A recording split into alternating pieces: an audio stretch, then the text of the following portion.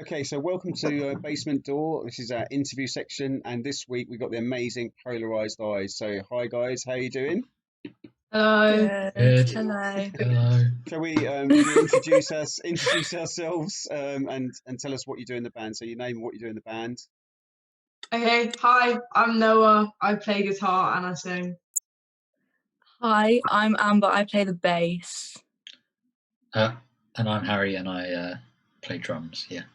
Cool. Okay. Nice. So we're here because I picked up on this single you got, which we're going to talk about later, called Blackout's come out and everything. But first of all, we're going to look at the band itself and see and ask a few questions about you and yeah, hopefully our viewers will tune in and get to know Polarized Eyes a little bit better. So you're how old are you all? I'm 16. I'm 16 as well. I'm 17. I can drive. I can Oh. legally Bad drive. And do you drive? Have you got a license? Do you drive? No. He likes to say he's really good, but Yeah, he's convinced that he can drive before he's even taken any lessons. It's really Well, funny. you know, I don't No. know what this is. I don't know whether it's a gender thing or I'm not going to go down that road. But I picked up driving like that when I was a kid. I just got in, and I think it's if you've got a mechanical. Let's take a gender away. If you've got a mechanical type mind or some mind that does these things, automates things, it seems to be that sort of. It didn't take me very long at all, and my dad taught me how to drive. Um, and I just picked it up really. I think some people just pick it up. And if you Yeah. think you can drive, more than likely you probably can. It's just taking it Yeah. and finishing it and just getting used to things. So he might be The very gas good. hurry We'll have up to wait too and see. much. But tell me when you're on the road, Harry, and I'll make sure I don't drive that day. Okay. Okay. So you're at I think I remember Harry and Noah at college, and Amber, you're Yeah. at a sixth form. It's not sixth Yeah. form. Is it sixth form school or sixth form college? They call it, don't they? Do they call it a Sixth college? form. I don't actually know. I think it's just a school. Yeah. Well, yeah, because we're in sixth form college, so it's not like college. Yeah. College. Right. Okay. Yeah. Cool. All right. And how long has the band actually been together as the Polarized Eyes? Well, me and Amber were like under the name Polarized Eyes for a couple of years before Harry joined, but it was like nowhere near as kind of like official as Okay. when Harry joined. You know what I mean? Like we've been together since probably like 2016, but I think we became a bit more serious in 2018 when Harry joined. So I would say that's kind of when we were like. That's cool. An And official what band. is one of the, because I always say to guys, it's like, if you're doing a band and everything, you can have really good fun being in a band and stuff, but is that something you see as like, is this something you really want to do, or is this just something I for the know, time being? especially for me, I don't know about the others whether they want to like carry it on afterwards, but for me, it is what I want to do for like my career. Like I want to go to the music uni at BIM or ACM. So yeah. Yeah. So BIM in Brighton or BIM in London? I was gonna try and stay in London if I can, because I figured if we like build our following in one place, then it might be more beneficial to us. But yeah. Yeah, definitely. I agree with that. If you can build a London following, that's a big step forward. You would get a following down in Brighton, but then when you do gigs in other places, that following stays down there. But I think London is more of a sort of, you've got a bigger catchment, and it might be easier to sort of play gigs in London, well, in Brighton, but maybe not as much support coming in. If you know what I mean. Yeah. So yeah, it's good. So we've got most of the bands that we've had. I don't know. I'm not going to count the bands we've had. We've had hundreds and hundreds of bands in through Basement Door, and I know a lot of them go to ACM, BIM, Brit School, Strode's College is another one. I think there's another one we do as well. There's another one we've done. Richmond College of Music. So they all sort of end up going to college and stuff like that, and it's pretty cool that they go and do these things. Who does? So you're doing. If everyone's doing music, who does actual music, as in writing music, proper, script music and stuff like that? Well, me and Noah do music A level, and obviously there's a bit of composing in that. And when I did GCSE music, we had to use Sibelius. But you had to literally... It can't just write it for you. No, you have to put the notes in on the staves. And then but you can play it in. You can play it on a piano. I wasn't that advanced. I had to put in the quavers. If you're going to ACM, one of the first things they do is chuck you in a room and say, right, transcribe that for us. And then you have to just, if you don't know music, like writing music, you're in a bit of trouble. A lot of guys rang me up and said, Kev, they've stuck me in a room with 10 other guys and I don't know what the hell I'm doing. It's like, because they've learned how to play guitar or whatever for years and they're really good, but they don't get the sort of writing music down. So it's good to write music down, to learn that. I can't theory doesn't work in my head. Like, it doesn't make sense to me whatsoever. I think because I did guitar lessons for like a year and then stopped. So like I can read tab, but I've never really like learned to read music properly. That's why I never did A level. Yeah, it's really bad. Yeah, I do maths A level, but I'm currently failing it. Okay, because music, the music theory relates to maths an awful lot, you know.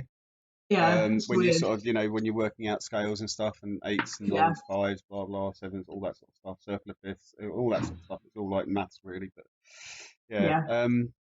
probably why I'm hopefully, you know, there are people out there, you know. I mean, Stereophonics, their guitarist, he basically came along when they picked him out for an image. He couldn't even play the guitar, so. It's fine. It's fine. You know, as long as you do what you're doing, it's brilliant. Yeah. So we're going to listen to we're going to listen to a song called Inferno.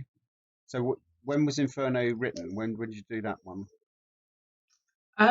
We wrote it, I think, in like January 2020, and then recorded it in February. I want to say it was quick, pretty quick. It was pretty quick between writing it and recording it because we were due to go into the studio anyway, but we didn't know what our second song we were going to record was. So we recorded Sinner at the same time. But Inferno, my mum told me to write a song about climate change because I had no clue what to write about, and I had no inspiration at the time. Yeah. So she told me to write it, made me go to my room, and then I came back with Inferno like fully written a couple hours later.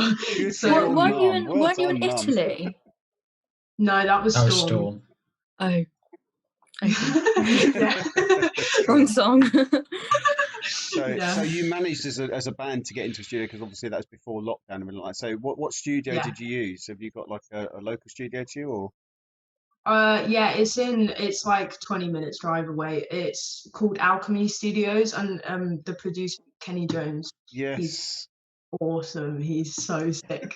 Yeah. I think our production and our songs as a band has progressed so much since we started with him, purely because he brings so much to it. Like, there's so many things that we wouldn't have thought of that he's like, oh, you could add this guitar part and like it sounds sick on the recording. And it's just not something that we as a band had like discussed before. So his experience, he can listen to what we've got and just fill in the gaps, you know, and just make it sound so much better. That's great to have someone like that on board. It's a valuable experience because he obviously, listening to your tracks and everything, he obviously gets your genre, what you're about, because it feels like this is you. It doesn't feel like you've had someone coming in and saying do this, do this, do this. But that is a valuable experience, and you'll learn that as you go along. You'll pick these things up and go, oh, remember we did that bit and put that in because he said doing this, and you'll pick that up as you go along. The more recording you do and the performances you do.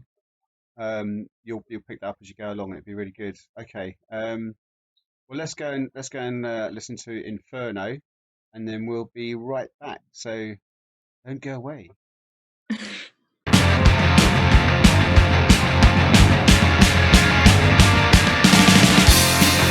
The heroes surround, suffocate from inside out. Silence yourself, surrender to the doubt that the world is a beautiful place to be. Let you forget opposite the moon is even free. It's irreversible damage.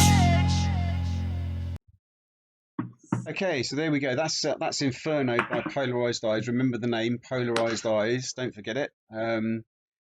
Really good song, guys. So what's the we heard it's about the sort of like the climate change. That's the inspiration behind it. So can you fill us in a little bit more on detail of the song? I kind of wrote it thinking about how the government are being really complacent about the entire climate crisis and how they aren't really taking into account how it's going to affect us in the future. It was kind of like a call to action against the government. Yeah, I don't know. Is You'll that notice. is that in particular the British government or all governments? Yeah, well, I wrote about the British government, but it's because I don't particularly know how other governments are handling it. But I guess it's a global thing. So Yeah, it's basically just like if we don't do something now, then things could end badly quite quickly. Yeah. We need to, and it's like I think this generation of young people coming up are much more vocal, much more expressive, and much more informed. And I think that's always been the problem. We haven't been very well informed in the past, and sort of like and I think it's so important to. And I think that one of the great things for the world to see was when we went into lockdown, the way that the yeah, Earth started healing so Yeah, it was fast. It was like, crazy. shit, man, this is Yeah. how fast, if you stop doing this shit, this is how fast it can yeah, get back. you can see And the difference. oh It was yeah, actually crazy. let's get back into boats and off planes. That's my big thing. Get off planes. I don't like planes at all because they fly Yeah. over, they make noise, they spill all this stuff. And who wants to be in a big metal tank in the sky anyway? Like, that's just not fun. No. To be fair, Amber, you are quite scared of planes, so I feel like you're No, I'm not scared of them. I'm just realistic. If that falls from the sky, you're dead. Just saying. deaded, unalive. Deaded. Yes, Unalive. definitely. I mean, if there's an app that I've got called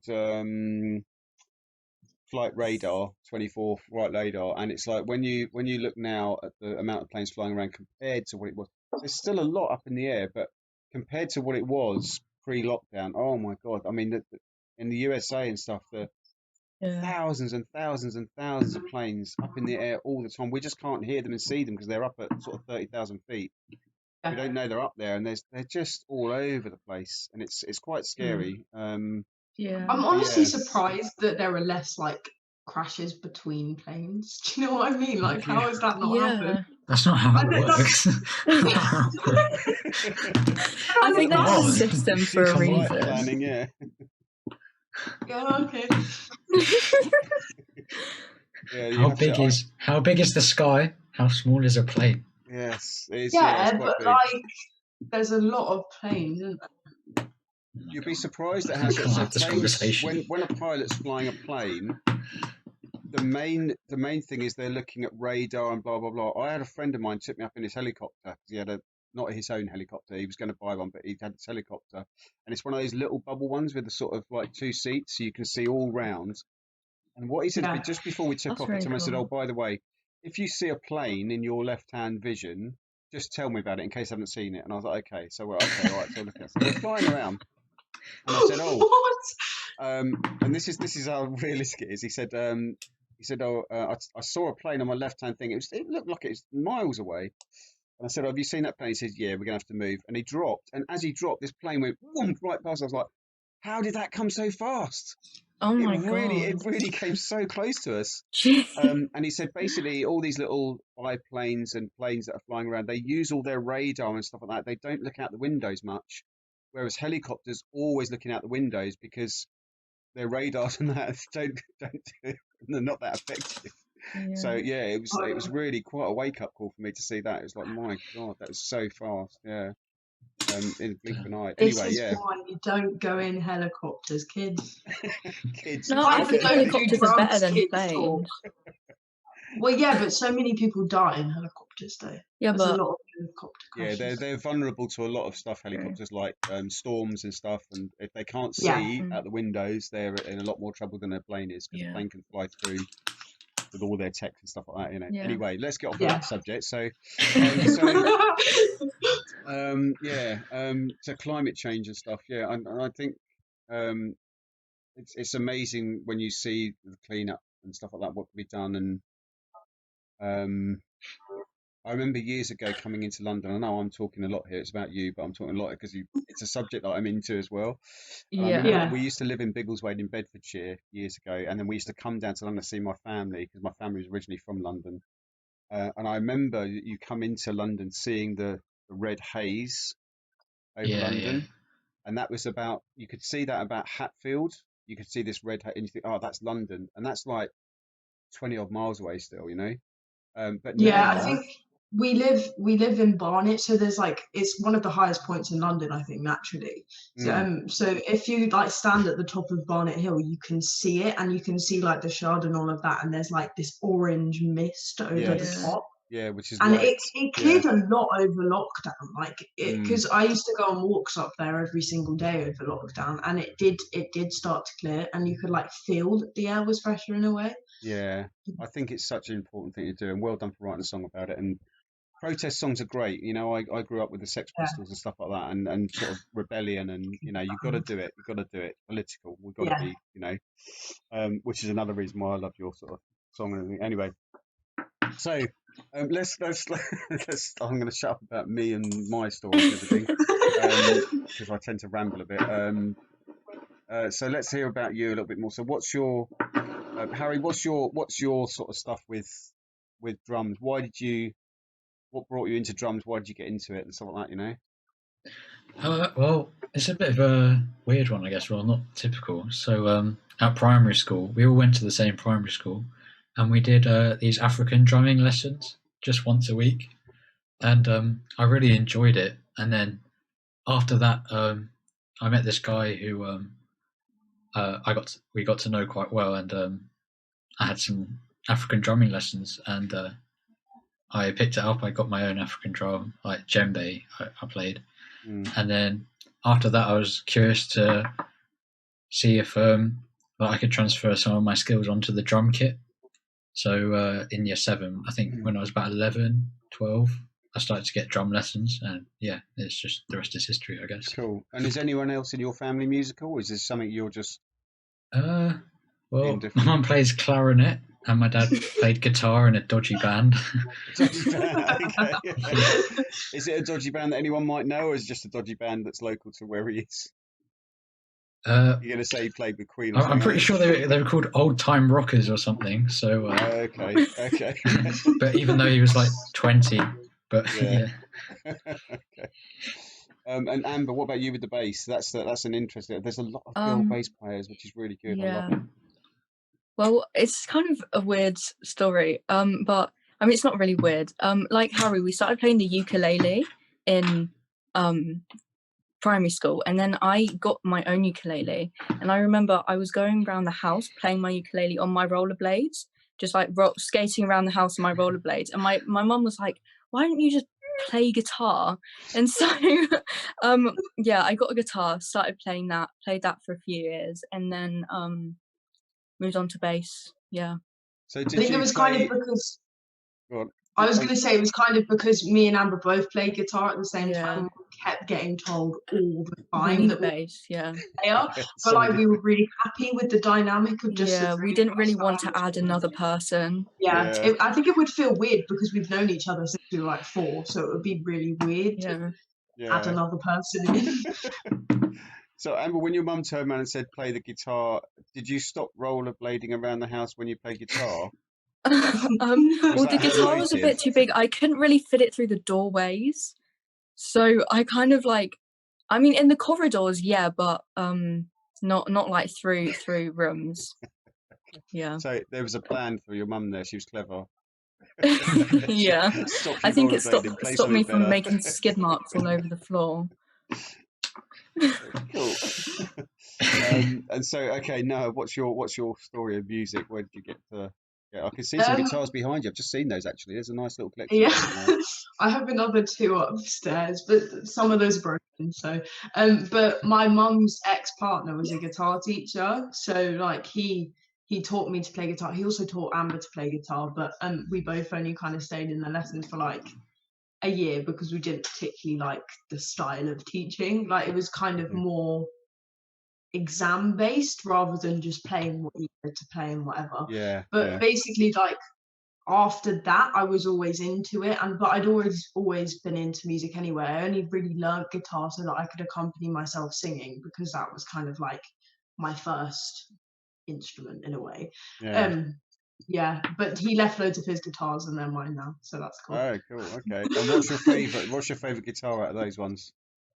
Out of those ones, I've got a new bass which I really like. It's secondhand. I bought it off eBay, but it's like, yeah, I really like it. It's good. But upstairs I've got my favorite like guitar, which is like a red. I don't actually know what it is. it's red and it's got a black scratch plate. Okay, pick plate. Okay. Yeah. Yeah. Well, it doesn't matter. I've just done one of my guitars. I've got a sort of Fender Strat copy, very cheap. It's the first guitar I bought, so it's a left-handed because I'm left-handed, so I've got one of those. And then basically, I thought, it's just I want to get the pickups better, so I've got some Wilkinson pickups, and then got a new pick plate, and then I've fretted down, cleaned up the fretboard and filed it and everything, and it's like I've just got to wait for the strings to come through from Amazon now, and then restring it and tune it, and then I'm going to see what it sounds like. It should sound great. I thought it's going to sound like a really good guitar, but it's a fairly cheap guitar, so it should sound much better now. So yeah. I feel like it's so much easier to just upgrade a guitar than buy a really expensive one. Do you know what I mean? Like, get a cheap second-hand one, do it up, and then you're sorted. It's not hard. I think most of my guitars are second-hand.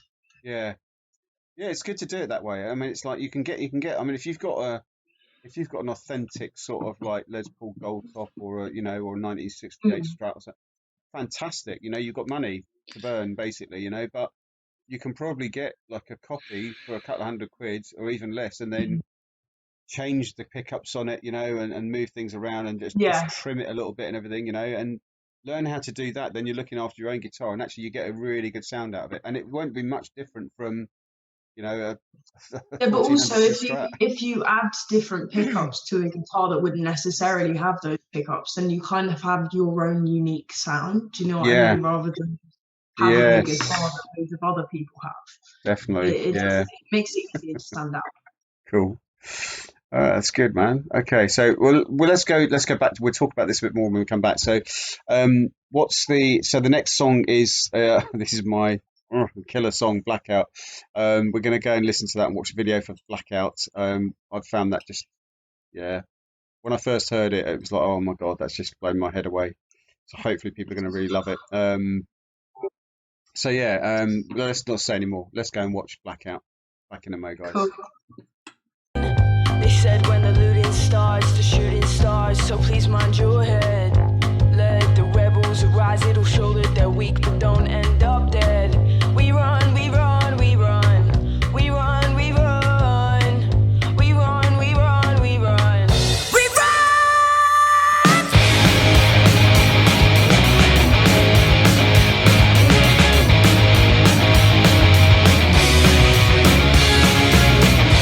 Fuck the law, fuck the place, fuck the men who should be under arrest, fuck the ones who stay standing watching, fuck the oppression, fuck the depression, fuck the bricks who won't stand together, fuck the system, cause it won't change for the better. There we go. So that's Blackout, Polarized Eyes. It's available. Where is it available, guys? Is it everywhere now? Is it just on YouTube? Everywhere. Yeah, it's everywhere. Wow, but the music videos on YouTube only. Cool. We'll put the link up in the link should be in our description for the YouTube link and that. So we'll put it up there and everything, and it's a really great song, really, really good. So tell us a little bit about Blackout. Okay, so I wrote it on Blackout Tuesday in response to George Floyd's murder, because there was like a lot of anger going on at the time surrounding the BLM movement and the way that people were treating people of color. And I think the song kind of conveys the anger, and I think I wrote it as a protest song. Obviously we couldn't really go out and protest as we wanted to because of corona.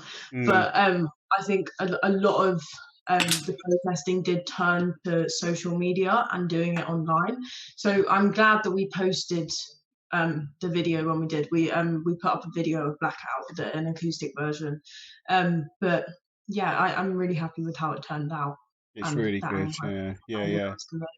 I think there's it's a questioning thing. You have to question yourself all the time about, especially like me, I'm a middle-aged white man, you know, and it's like I've lived a life and everything. I've never been racist. I've never got that at all. I don't understand how you can look at someone and see something different, but I have to check myself every now and again, because sometimes you say things that have been in the system, that sort of like they're just part of growing up and other people's influences and bits and pieces.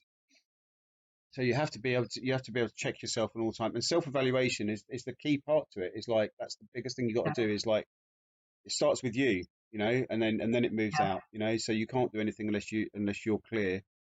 And I think what was really good about what happened in June and the whole movement getting a lot of like focus was that so many people were like educated on it. Like, a lot of people didn't realize the injustice that had been going on for years and years, until it was so upfront in the media. And I think we're really lucky that it has come to light now, but I think a lot of people have kind of like come to terms with it and forgotten about it again. So I feel like people need to start like not just putting it to the back of their minds. Like, people need to be fighting for it constantly, because it is something that's just going to go away. Like, the system is inherently racist, and it won't go away just by you posting on social media saying like Black Lives Matter. Like, you actually have to actively do something as well. Definitely, yeah, I quite agree. And I think one of the key factors in that is, like you said, about education. We can educate ourselves, but we need to be educated. So in schools, we need to have full history. We can't be having this potted history of like, the British went and did this. They're wonderful, and they took over the world. And man, we did some terrible things. You know, it's like there's some awful things in the past, and we still do. I think we still do, and it's like we just got to be like, getting the education right, so that young people grow up with a good education about the world and people. Let's look at human beings and not divide it into race and color and stuff like that. Let's look at human beings and see where things lie like that. So but even now as well, like we did history and we learned practically nothing about Black history. It was purely white history, and it's such an important topic that we have to learn about, but it just wasn't in any sort of curriculum whatsoever. That's mad. So do you know who the Akabulons are? Okay, no. It should be taught. It's a massive thing, so it's like should be taught. So people like that, races like that. So Easter Island has those big Easter heads. Yeah. Okay, that's the Akabulons that built those. So they came from Africa and sailed across the oceans and landed on the island and built those and settled there and built those. Well, they weren't heads now. They actually found that there's bodies underneath, so they're massive. They're much bigger than we thought they were. So on Easter Island, there's lots of things like that. I hear lots of things, which are. I think that, like you said, that the memory is very short. We have a very short memory span, and it's like, if we don't keep persisting in this and keep pushing it, it's just going to come back again. I mean, I remember the LA riots. And the whole thing that happened down there and everything, and it's and it happens just time and time again, and you're thinking we're in such a like cycle with this, and no one's ever actually changing anything. Like, it spikes and then it goes down, and it's kind of just forgotten about again until something happens and it's brought up again. And then it's not really itself. Yeah, and history repeats itself. It's nothing that ever changes. Like the I Can't Breathe thing came from a different person's murder 5 years before George Floyd. And people didn't realize that was a thing until it was brought up again in the media. So it is massively dependent on the media's coverage of it all. And I think obviously there's other things going on in the world. This is such a massive thing that it needs to be talked about more. So I think, yeah, one of the issues. This is great that we're talking about this through a song, because it's like that's what music should be about, is bringing bringing things to the conscious of people. But it's one of those things where you think, well, the people on the floor, the young generations coming through, see this, they motivate, they move, they do things. Then these people at the top, they just seem to just cover it over a little bit, and it'll go away. It's yesterday's news, and it'll go away. It's like, well, it needs to be brought out. It needs to be keep on thrusting it into people's faces and say, this is wrong what you're doing. Okay, so it's all good. Keep up the protest writing. It's really good. Will do. As I say, I grew up with Sex Pistols and people like that, and Clash and Sham 69, and they were all sort of had something to say, about stuff. So you need to keep doing that. Right. So, Dr. Pepper. Tell us about Dr. Pepper. It's great. It's the reason I have energy and I love it. Okay. It's a little bit addictive, but it's good before gigs because it gets your energy up.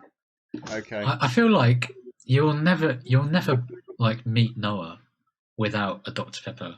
Like, no, he'll always have one in his hand. Yeah, it's like either like a finished bottle in his bag or something, or like you're walking and you have to go to the shop to get another one. You get Dr. Pepper, even though he's already had like 3 that day. Harry already knows, like, every single day on the way to college, I will go and buy a Dr. Pepper before we go to lessons because I just can't function without it. It's really bad at this point. So what if you haven't got Dr. Pepper? Do you sort of like, do you get angry that you haven't got Dr. Pepper, or do you just sort of go? No, it's nothing like that. I just don't have as much energy. Okay. Yeah, I just don't have as much in it. It's also just really nice. Like, it's proper yummy, I'm not a massive fan of it, but you do you. Yeah, but you're wrong. No, I'm not. Yes, you are. I'm completely right. Just wrong. You have no opinion, Amber. You cannot have an opinion on Dr. Pepper. You're wrong. Yeah, or right. I can't have one. I mean, you still drank my Dr. Pepper when we were in the studio, so I can't really talk. Yeah, because I was thirsty. Yeah, but it was mine. Well, what are you going to do about it now? Cool, okay, enough about Dr. Pepper then. Harry, drums.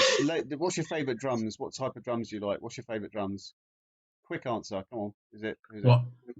Pearl, physical drums or drummer? Premier. What do you like? What drum kit would you like to have? I mean, I've always wanted the Pearl Maple series. I saw on YouTube this guy had it. It just looks so nice. And he had it with like the 6 toms and everything. Nice. What colour? White or? No. So it's the maple is made of maple wood, and it was maple, like the maple. Yeah. Yeah, but it was like kind of greenish, and it was really nice. It was like nicely varnished and finished. Wow. Yeah, and obviously, I mean, when we get some money, I'd like to upgrade the cymbals a bit. The full Zildjian set, but. Yeah. So what about so I've got a sort of a person I know, Cass Brown, who plays an acrylic drum set. Oh, right. Have you tried an acrylic drum set? I've never tried one. No. They're really fantastic. He's the drummer for Gorillaz, so he's got this acrylic set, and it's brilliant. And he got given it because he's the drummer for Gorillaz, so he got given an acrylic drum set, and it's like, he's your amazing. Mate. Well, I know him. I wouldn't say he's a mate yet, but we've hung around a bit. Yeah. So Cool. That is so cool. We were literally talking about the Gorillaz earlier because Harry didn't realise that they were like there was characters. Oh right, the actual anime sort of things, aren't they? Yeah. Okay, no, I saw a live performance on YouTube, but there was someone singing. Yeah, Damon Thingy Joke. Damon Albarn, yeah. Oh, but the band is virtual. Oh, okay. Yeah, but like if you watch their music videos, they're virtual. They're virtual, yeah. Oh, okay, they do perform live, yeah. So Cass is the drummer for them, and then Morgan plays keyboards for Muse. They've both done judging for us down at Battle of the Bands, so they're really cool. The Muse story is really interesting. It's like because I worked years and years ago at a sandwich factory, and I was a sales rep for them. And there was a guy who was at one of the desks, and he did IT and stuff, and he was into all this sort of like website design, everything. And we were chatting one day, and he said, "Oh yeah, I'm in a band, blah blah." I said, "Oh, what's the band called?" He said, "Oh, it's Muse." I was like, and he gave me a CD of Muse, and it's like the worst thing is I can't remember what his name was because it was like 20 odd years ago, 25 years ago. And this Muse, from my recollection, I haven't got it because I've lost it. I don't know what I've done with this Muse. It's a good CD, and I think, was that the Muse that's now? It's like, I don't know. So Yeah. I must ask Morgan when I see him again and tell him, I said, listen, you've got to ask Bellamy, you've got to ask the boys, have they ever any of them ever worked in a sandwich factory? And if they have, I've got a story to tell. So it's like, so yeah. Amber, your bass guitar then. So tell me about your bass guitar. Have you got a hankering for any particular bass, or you're not into the models and that, or? I more just look at color. Okay. I mean, the thing is, I don't really like know what it is. If it looks nice and sounds nice, then like I'm down, you know. It's good. Yeah. Yeah, that's good. I think You've that's got an good thing to Epiphone do, though, yeah. don't you? I think so. You've got an Epiphone Yeah, you bass, do have an okay. Epiphone, yeah. Wow, okay, nice. They're good. They're Yeah. good, yeah. Cool. Okay, well listen guys, I think we'll probably have to leave it there. We hope that you're gonna have a gig at the Basement Door at some time. You're welcome to come down when we start gigging again. As just guests and everything, but also we'd love to have you down and you know, we might do a North London night and get like the other bands from North London down, so you can all come down together. That'd be sick. That would be sick. Be really good, yeah. So we'll have to get a big venue for that, I think. Yeah. I'll tell you what I did notice. When we did the North London, I think it was January or February we did the gig. And it was a few bands from North London, and we live in Richmond, right, which is a very green. You've got big parks and all that sort of stuff, and all our young people turn up and blah blah all around. They're lovely young people, and that, you know. Some are a bit rough and whatever. But the North London guys turned up, and I went outside to have a look and see how big the queue was, and the smoke, and people smoking. I was like, my God. Oh my God. Lots of our young people don't smoke. There's only a few. So in a sort of 200 pack night, you might get 10 smokers. But nearly all of the guys from North London were smoking. So I walked out and I'm like, getting through this cloud of smoke to get up. The rebellious kids. Oh my God. Yeah. It was like, yeah. It's like, crikey. I think it's because there's loads of like private school kids in North London who think they're really like edgy, but they're not, and they smoke, and it's just it's not a vibe. Don't smoke. It's not good for you. It's not good for you at all. It's like, I know, years and years of it. Constant coughing. Anyway, yeah. Guys, it's been so nice to meet you and chat to you, and I hope you do well. Keep doing what you're doing. We hope to see you soon. And yeah, just send us any stuff you're doing and we'll put it up and post it out. We hope you'll pick up some fans from this. So thank you very much. And thank you. Well done, Polarized Eyes. Cheers. Thanks for having us. Bye. Bye. Bye.